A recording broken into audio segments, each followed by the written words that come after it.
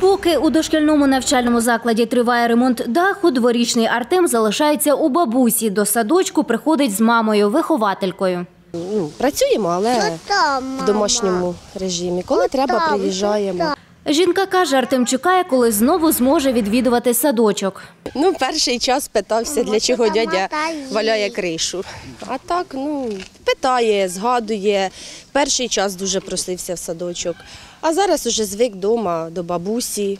На ремонт садочок закрили всередині серпня. Приміщення збудоване у 1958 році. Як каже голова Степанківської громади Ігор Чекаленко, капітальний ремонт у садочку не проводився. Дерев'яні конструкції даху перегнили.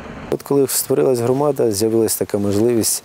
Ми пізніше відпустили працівників дитячого садочка у відпустку, тому що зазвичай раніше йшли відпустку там червень, липень. Ми їх аж в другій половині серпня відпустили у відпустку і почали робити ремонт покрівлі. У першу чергу повністю відновлять дах. Його мають перекрити до 16 жовтня, розповідає Валентин Гнатенко, який ремонтує покрівлю. Ставимо каркас криші, пленка, потім метал накриється.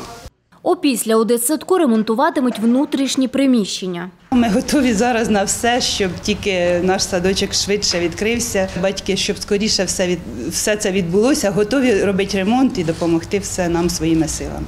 Всього на капітальний ремонт дитсадка у Хацьках витратити мають більше 4 мільйонів гривень, каже Ігор Чекаленко. Є таке поняття, як інфраструктурна субвенція.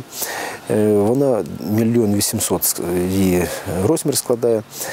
І все, що поверх, а там буде, мабуть, до 2 мільйонів, це ми з свого бюджету будемо доплачувати. Тетяна Рева, Олег Кураш. Новини на Суспільному. Черкащина.